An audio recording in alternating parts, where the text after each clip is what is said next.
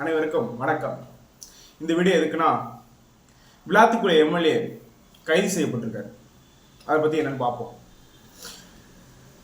2 நாள் முன்னாடி கோவில்பட்டியில் அந்த கோவில்பட்டி எம்எல்ஏ வெற்றி பெற்றதற்காக மக்களுக்கு நன்றி சொல்லும் கூட்டம் திமுக சார்பில் நடைபெற்றது.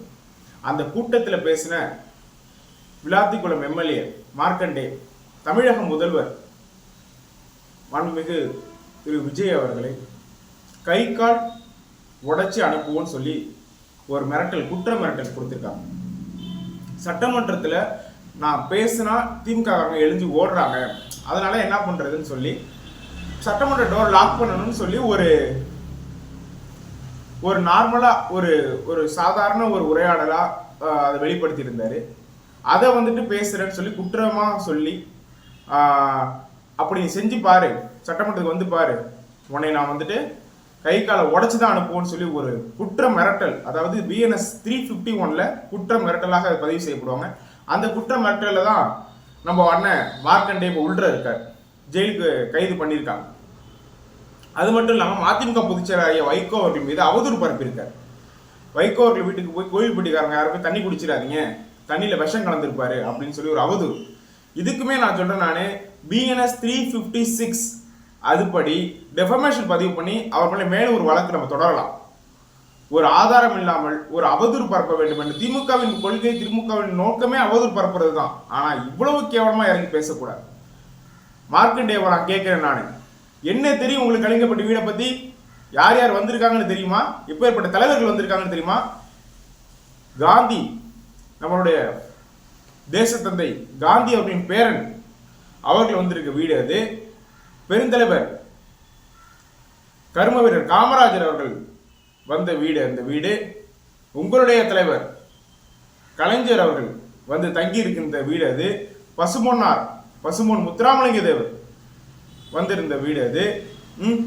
உங்களுடைய தலைவர் MK ஸ்டாலின் அவர்களுக்கு விருந்து உபசரித்து அவங்க வந்துட்டு அவங்களை அந்த அளவுக்கு விருந்தோம்பல் செய்த வீடு கலிங்கப்பட்டி இல்லம். தலைவர் வைகோ அவர்களின் இல்லம். அம்மையார் ஜெயலலிதா அவர்கள் வந்திருந்த வீடு அது. நம்மளுடைய மறைந்த கேப்டன் விஜயகாந்த் அவர்கள் வந்திருந்த வீடு. இது எல்லாத்துக்கும் மேல நம்மளோட தொப்புள் கூட உறவான ஈழத் தமிழர்கள், அந்த ஈழத் தமிழர்களின் போரில் விடுதலை புலிகள் காயப்பட்ட புலிகளுக்கு ஒரு அடைக்கலம் கொடுத்த வீடு கலிங்கப்பட்டி வீடு, ஆக்கோ இல்லம், தலைவர் வைகோ அவர்களின் இல்லம். இப்படி புனித தலத்தை நீ வந்துட்டு விஷம் வச்சிருப்பாருன்னு ஒரு அவதூறு பரப்புற. இந்த மாதிரி புனிதர்கள் வந்த வீடு தான் தலைவர் வைகோ அவர்கள் வீடு. இந்த IT ரைடு, விசாரணை கமிஷன், காவல்துறை கைது செய்வதற்கு வந்த வீடு தான் உங்களுடைய தலைவர்களின் வீடு, உங்க இயக்கத்தை சார்ந்த ஒரு வீடு, உங்கள் வீடு. அத்த ராத்திரியில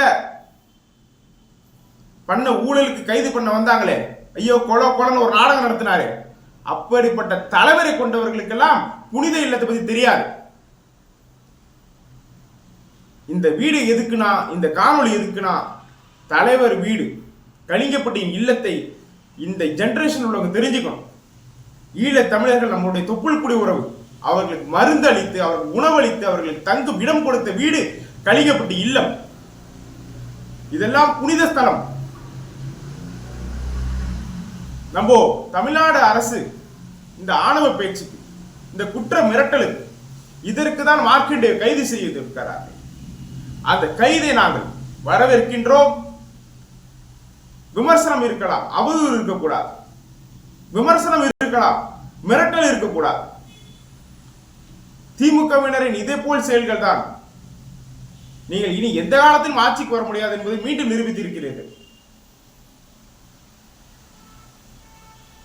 நாகரிகத்தோடு அரசியல் செய்து பழகுங்கள். நன்றி, வணக்கம்.